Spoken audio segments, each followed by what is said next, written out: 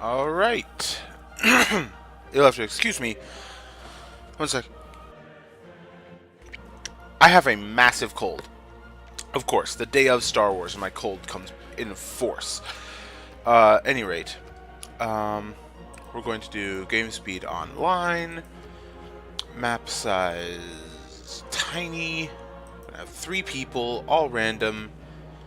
We're going to do island plates, world age new, start position legendary, temperature cold. I haven't done that. Cold and wet. Sea level high. Resource quantity abundant. Start link random. All of those. Normal game speed. No barbarians.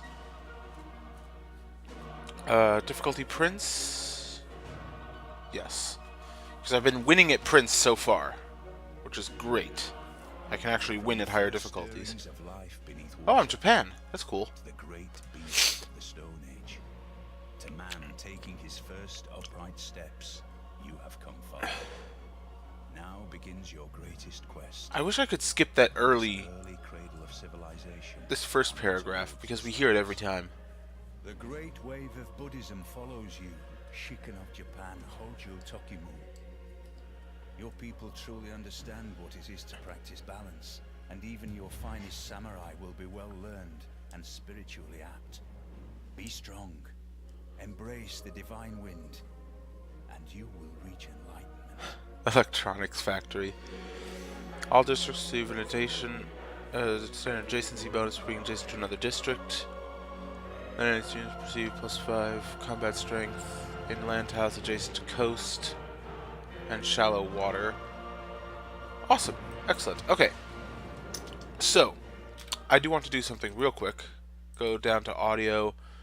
We're going to turn the speech off for now, because I'm going to be talking. And I am going to talk. So, going into Star Wars, I'm going to see Star Wars today at 7 p.m. So it is December 14th, and at 7 p.m. I'm going in to see Star Wars. And I just want to lay out like all of the questions and all the answers that I think I have found, my predictions essentially for Star Wars. Oh shit! I don't have my chat up. Great. Well, this is going to be me not reacting to chat because I don't have my chat up anywhere. Sorry about that. I have no chat. I do want to make sure that it is streaming properly. It should be. Hopefully it's streaming properly. I hope I don't have to scrap this entire recording, but whatever, you know. If I do, I do. So, I've written out a list of questions here. Let's build a builder, yeah. I've written out a list of questions, and I'm just going to go through them and my... oh, cool. I got another scout. Excellent. And my, what I think is going on. Okay? So, obviously, a question that is on pretty much everyone's mind regarding Star Wars. Who is Rey? Who's the girl? Who's the girl from Jakku? Why is she important? First of all, she's more important than most people realize, because in the book, for instance, the novelization of Episode 7, Kylo Ren is almost offended that she seems to be just a scavenger. That she seems to be no more than she is, and he seems almost offended by that. Like, for some reason, she should be more, which is very interesting, really. Take you there, and there was another one. I think we may have already claimed it. So he seems to be almost offended and baffled by this fact that she seems to be nothing more than what she is. Why? Why would that be so? Well, my thought is... Well, okay. Obviously, she's someone. She's someone, maybe not of importance, but she's definitely someone who is not just a rando. You know, she's not just a random person in the middle of nowhere. She is someone of import. So, the Hollywood answer to this question is that she is a Skywalker. She is Rey Skywalker in some way, either through Luke or through like somehow, what's her name, Shmi or something, or like some other lost sibling somewhere along the way. Oh, Anakin had a twin sister or whatever. I don't think so, but that's the Hollywood answer. And honestly, always trust Hollywood to do the stupid answer. So it's very possible. Yeah, it's very possible that they may have done something stupid with her. You go there. And where was the other one? You go there. Okay. They may have done something, silly with her backstory and origin. Fine. Maybe they did. Filtering. But I don't want to think so. My favorite explanation, the one that I like the most, and the one that I've been proposing since Episode 7 came out, is that Rey is a Kenobi. Rey is Obi-Wan Kenobi's granddaughter. Now, obviously, him being a Jedi, that's a bit hard to swallow, right? He was a Jedi. They don't have children. They don't do relationships, right? Except, he wasn't a Jedi anymore. There were no Jedi. The Jedi Order was gone. The Jedi Order had dissolved, was destroyed by the Empire. And is it too inconceivable, especially because this is Kenobi we're talking about here. Excuse me.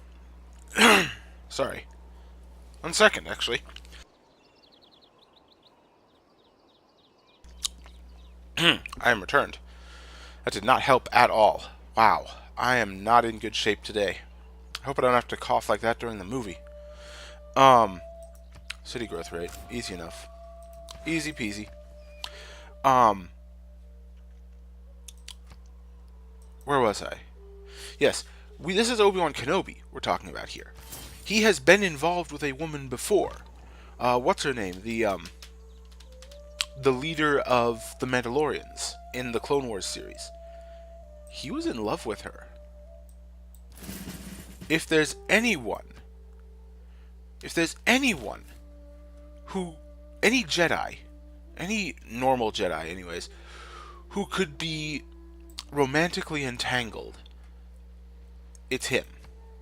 And we know other Jedi have been. In the book Dark Disciple, I believe it was. What's his name? The one with the yellow stripe across his face. The Jedi with the yellow stripe across his face fell to the dark side after falling in love with Asajj Ventress.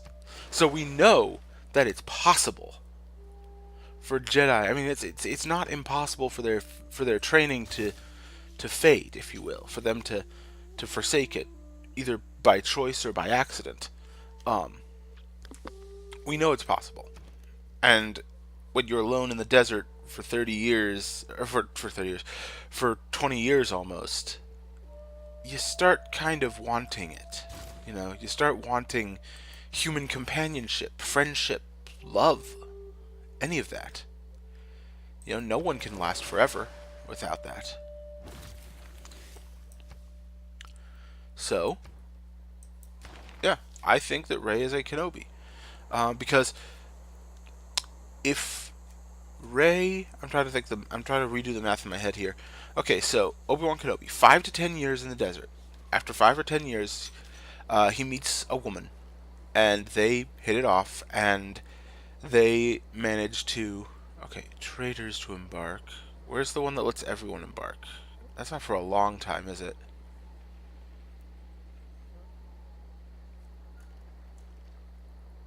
Oh no, it's shipbuilding. Okay, I can do that now. 17 turns. 15 turns. About 5 to 10 years in, he meets a woman, falls in love, has a kid. Perhaps she flees. Perhaps he reveals himself to her as a Jedi, and she runs because she's heard like the Empire's stories or something. not realizing she was pregnant. That child, let's call it a daughter for the sake of argument, is Rey's mother, and Rey's mother finds someone, has a child, but has to leave it behind on Jakku for whatever reason. I'm sure that'll be revealed. I don't know what it is, and I don't really feel comfortable speculating without a good source of knowledge on that. Yet, I'm sure I'll find a justification to do so eventually. Um, ooh, hanging gardens. Oh, I can't. Oh, yes, I can. I'll put it here. Yeah.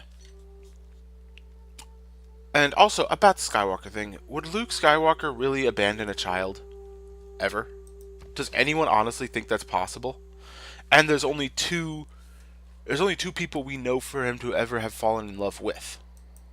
There's, in the book Heir to the Force, he falls in love with a woman there, but she dies. Spoiler alert, sorry. I keep forgetting the spoiler alerts. She dies before the end of the book. So there's no way that they could have had anything like that. And then, of course, the only other person he's ever shown romantic interest in is Leia, which no, fuck no. Um, and other options are honestly pretty few and far between. Is Rey a Solo? No, for the same reason that she's not a Skywalker. The Solos would never abandon their child. I mean, I suppose she could be like a distant byblow of Han's family, but we don't know who his family is. And honestly, there's no connection to the Force there, as far as we know. There's no connection to the Force in Han's family, as far as we know. No Jedi Solo. You know, Jedi Master Solo doesn't exist, as far as we know. Maybe if the Han Solo movie had come out first, instead of Rogue One, for instance, then we might be able to say that. But I don't think they'd do that. And I just wrote down on my list: is she Sloane's daughter from the Grand Admiral Rey Sloane from the books? Is she her daughter? And I just wrote it down there for kicks and giggles because what the hell? That would be hilarious, amazing, and absolutely untrue. Other question that a lot of people have that I don't actually have, but a lot of people have asked it is, who's Finn? What's special about Finn? What's special about this stormtrooper who fled the First Order? How was he able to wield a lightsaber, etc., etc. He is no one. He is an orphan that they grabbed from some planet somewhere or other. He is literally nobody aside from that. That's it, really. He's nobody. He's an ordinary abductee. The First Order grabs children from their homes and turns them into stormtroopers, essentially. He has no special heritage. He has no Force connection, nothing like that. He has the ability to use a lightsaber. He doesn't, actually. He doesn't have the ability to use a lightsaber. In the books, it makes that quite clear. He has no idea how to use this ancient and ceremonial weapon. And the only reason he was able to survive against the stormtrooper he fought was because the stormtrooper had a respect for that weapon as well. Even a wild flailing can take off an arm.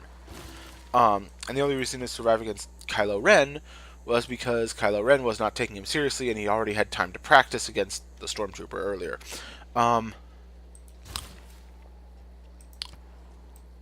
Aside from that, yeah, he has no special training. However, what he does have is a head full of brainwashing.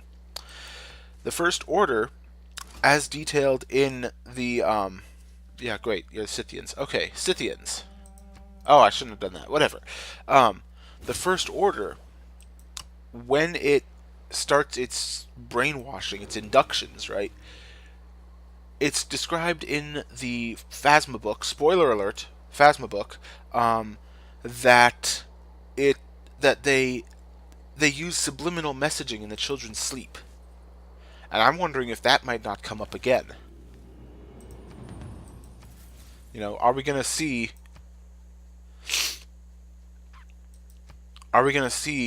brainwashing show up in Finn? Does he have some trigger, some code word that makes him do things.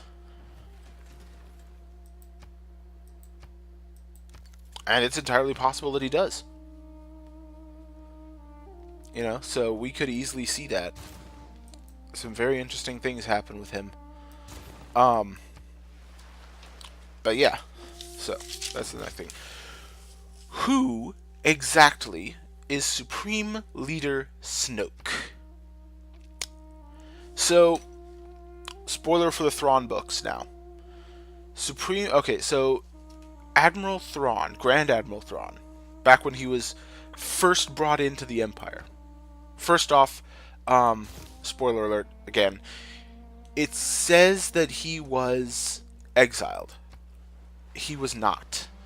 It says he admits later on in the books that he was not exiled, that it was made to seem like he was exiled because the Chiss didn't know if the Empire would be an ally or an enemy, so they sent him in to either, if they were good people to ally with, then he would ally with them and allow and work with them and help them.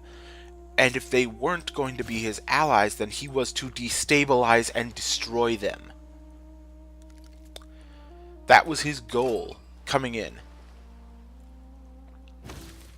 which is super cool. You know, that's super cool. If he found that they could not be allies, then he was to destabilize them so they could be destroyed. He did wind up sending his aide, spoiler alert in the book, he sent them to the Chiss, so he may come back in another movie or something. And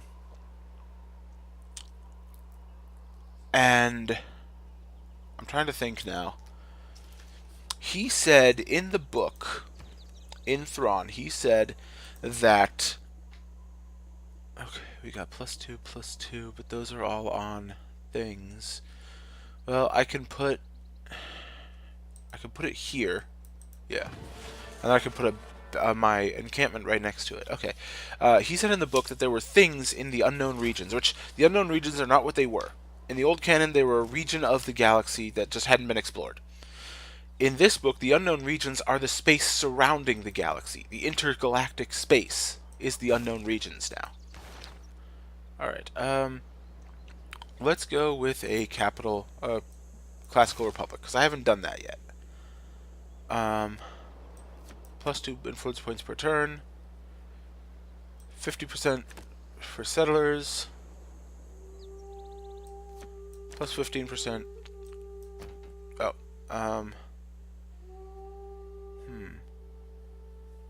and +1 production. Yes. Yes. Okay. So he said, unknown regions are the regions surrounding the galaxy. And they are wild and unknowable and horrifying, and filled with all sorts of terrible things that will cause all sorts of harm to all people everywhere, essentially. There are threats in the unknown region that threaten the entire galaxy. And the Chiss are often the only barrier against them. What that says to me is that Supreme Leader Snoke might be one of those threats.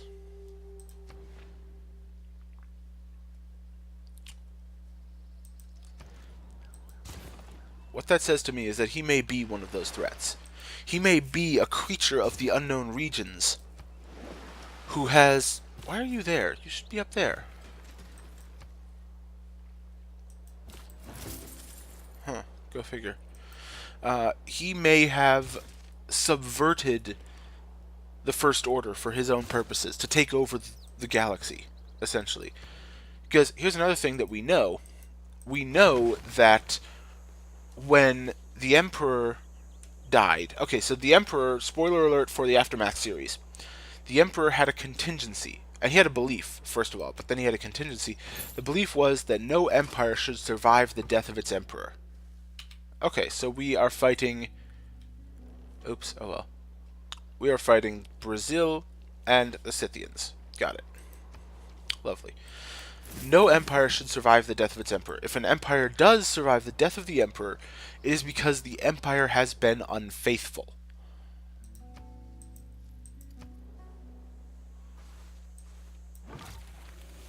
An empire that survives its emperor is an unfaithful and unfit empire, and does not deserve survival. Essentially, so the emperor's contingency plan was to destroy the empire if it should survive his own death. And he did. He used he had an agent, I should say, use the various fractions of the empire. He used the various factions of the empire. Oh, sweet, +5 to turn on each other, essentially through Gallius Rax. And when this was complete, everyone who was still worthy, everyone who was still loyal to the empire, was sent out. Damn it. Whatever. Everyone who was still worthy and loyal to the emperor was sent away.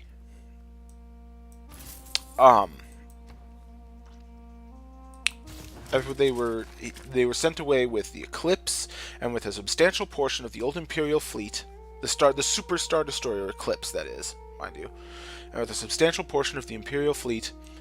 They were sent off into the unknown regions where he had charted a course to something that he was convinced was special, some dark force, some power in the unknown regions.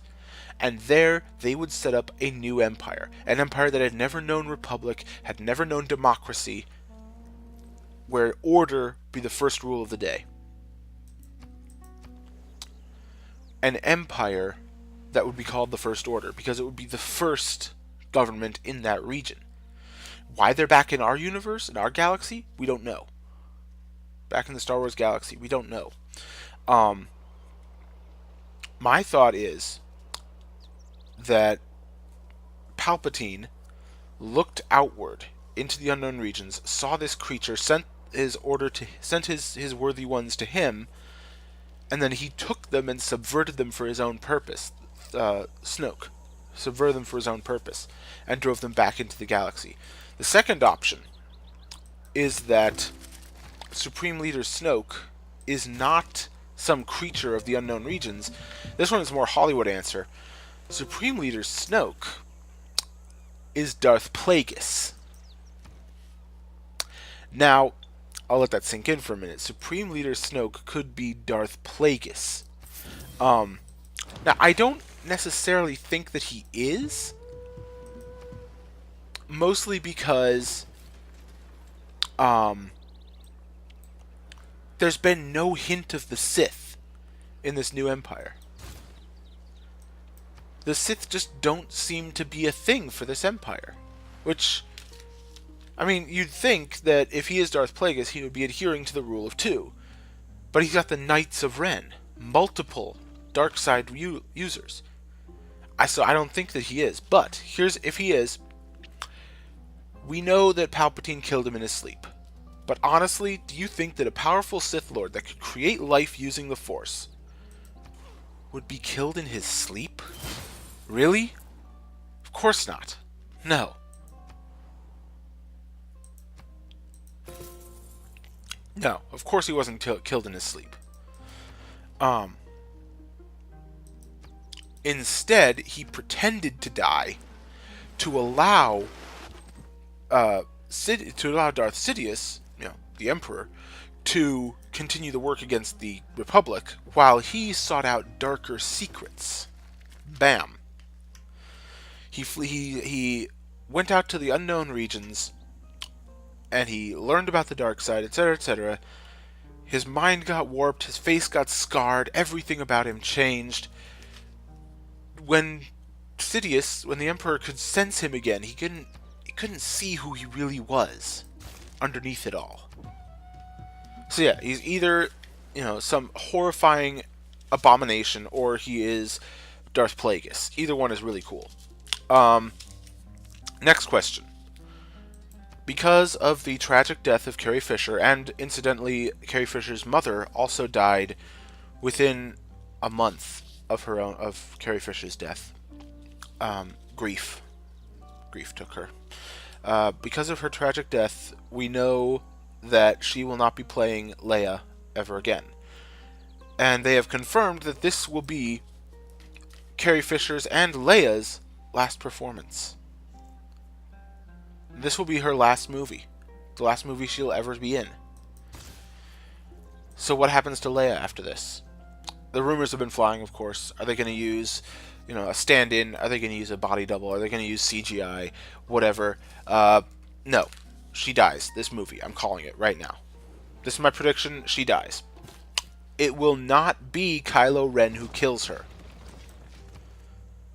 In fact, her death could be the thing that pushes him away from the First Order in the first place.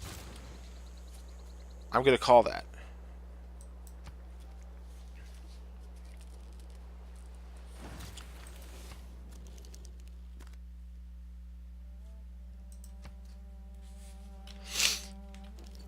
I'm going to call it. Her death causes him to recoil from the dark side. Because it's like, oh God, what is this? What am I a part of now? Can I do this? Can I be a part of this without being horrified? And of course the answer is no, you can't be. And Luke will feel her death, and that will spark something. Speaking of Luke, I'm going to predict, and this is just a prediction made before the movie came out, so it's not a spoiler. Luke will not train Rey. He will refuse. It will be his belief that during his fight with Darth Vader on the Death Star, he fell to the dark side without even realizing it. And, as Yoda said, once you start down the dark path, forever it dominates your destiny. It consumes you. So he is convinced now he's on the dark side. And his training may have caused Ben to fall. I mean, he failed. He failed his sister, he failed his best friend, he failed his nephew, and he failed all of his students. How do you go on from that? Oh shit, they're already medieval? Fuck. Yeah, how do you go on knowing that? Knowing that you have failed so utterly? I don't know. I don't know how you're supposed to do it. So, yeah, I think he won't train. It'll be that, and I think he'll also have some form of PTSD. I think he's going to have some form of PTSD in the movie. He is going to have some form of traumatic disorder of some form or other. They might not call it that, of course. But, what else can you call it when your nephew, the son of your best friend and your sister, betrays you and kills everyone you've worked with? Now, it could be that he'll have a change of heart after Leia's death. Or it could be that they'll go off and do something else entirely. Like, Luke and all the others may abandon the Jedi way entirely and be like, okay, no, this has gone far enough, we're just gonna kill them all. This has gone far enough, this has gone way too far, this is madness, they're all going to die now. We're going to destroy the First Order, we're going to rip them apart, revenge. A balance between light and dark. They could try that, which would be amazing. Harbors facing each other. So, spoiler alert for the Episode 7 novelization. We know that Maz Kanata survived, and we know that she's planning on rebuilding her inn, or whatever, her fortress. Maz Kanata, according to what I've read, was a Jedi 1,000 years ago. She left the Order for some reason or other. She is Force sensitive. And she has in the past known Jedi. And she's watched the galaxy ever since. Watching what's been going on. This may be the time for her to finally act. Which would be really cool. Aside from that, there's not really much to say about her. Where did the First Order come from? You know, why is there suddenly a new empire 30 years after the fact? What's up with the resistance, all of that? So, the First Order has several origins.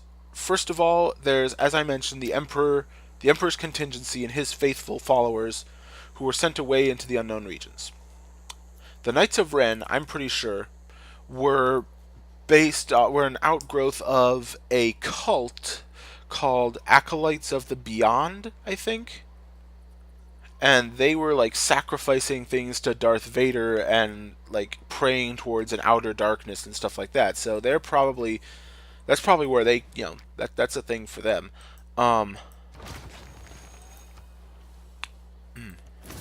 There we go. Awesome.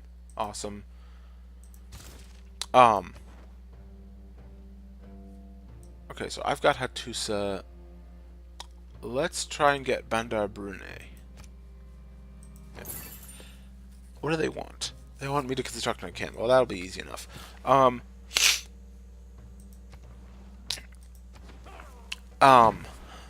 So we know that there was the cult. That was from the Aftermath books, by the way.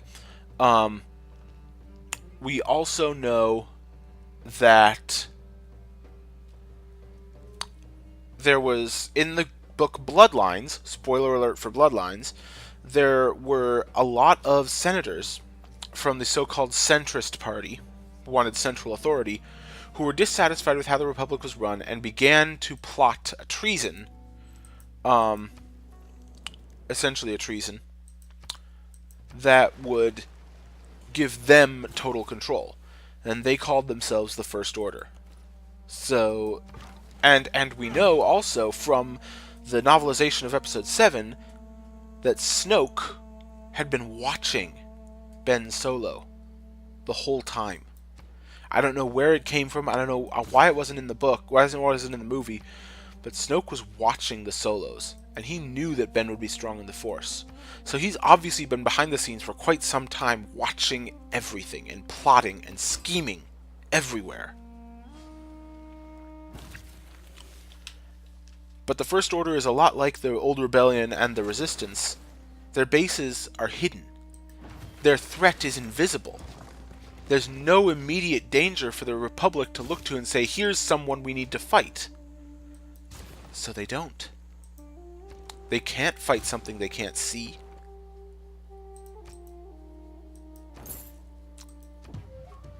So yeah, that's the First Order.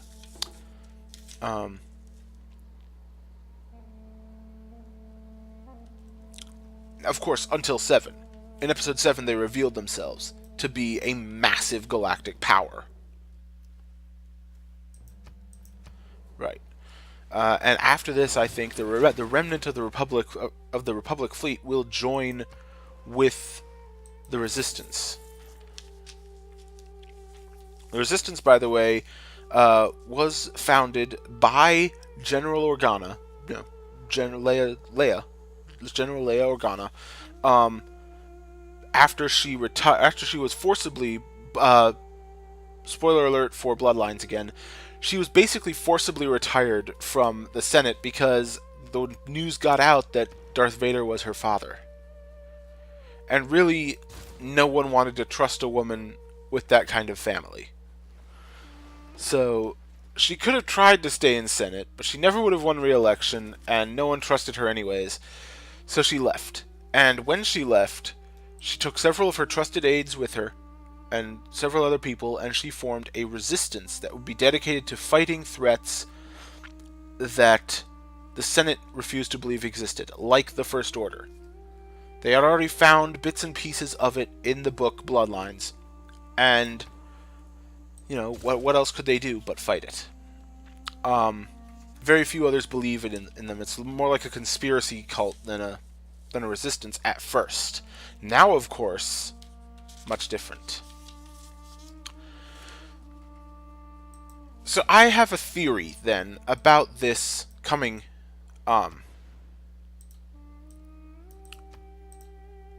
yeah, about the coming movie.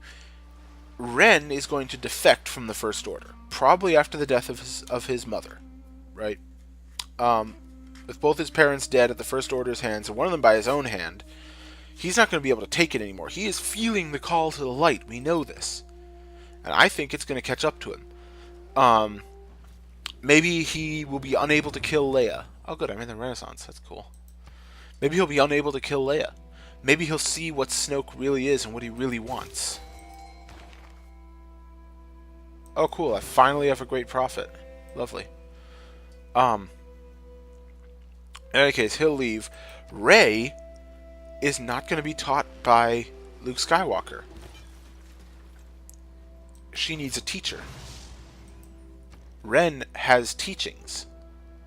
Perhaps they'll meet up, team up, work together to uncover the mysteries of the Force.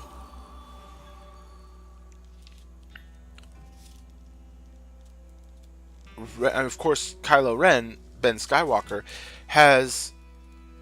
Or Ben Solo, sorry. Ben Skywalker's the old one. He's got both Luke's teachings and Snoke's teachings. Perhaps together they can forge a new tradition of the Force. And we know other Force traditions exist. We know, for instance, that the Night Sisters exist on Dathomir, or did exist. They got wiped out, but they used to exist on Dathomir. And we know that they used the dark side, but not as the Sith did.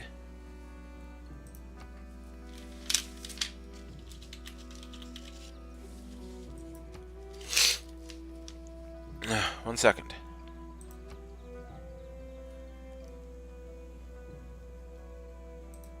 Yeah. The Force.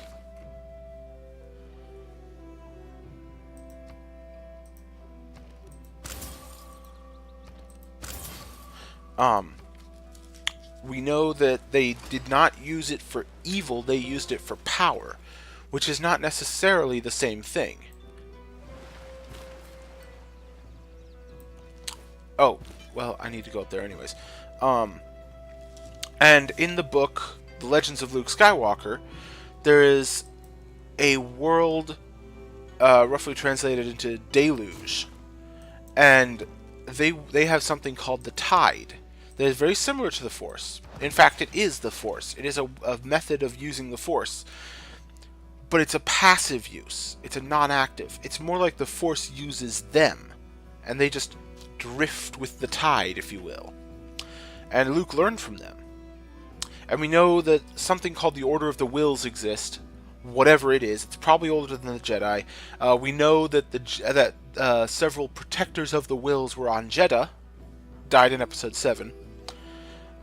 By the way, the Journal of the Wills is one of the original names for the Star Wars universe, so there's that. But all this leading together means that they will create a new Force tradition, and Luke is the last Jedi. And that's the name of the movie. The End of the Jedi. No more Jedi, but the Force will continue. The Force will be with you. Always. And with that, may the Force be with you. I'm going to end this stream and get ready to go to Star Wars. Because it's technically, it's only 10:20, but I'm going to get there at like noon and spend the next 7 hours just enthusing about Star Wars. Or maybe if there isn't a huge crowd yet, I'll go see Thor or something, you know. But I'll spend a couple of hours with the Star Wars crowd. So, I will see you after the movie. Have fun, guys. Bye.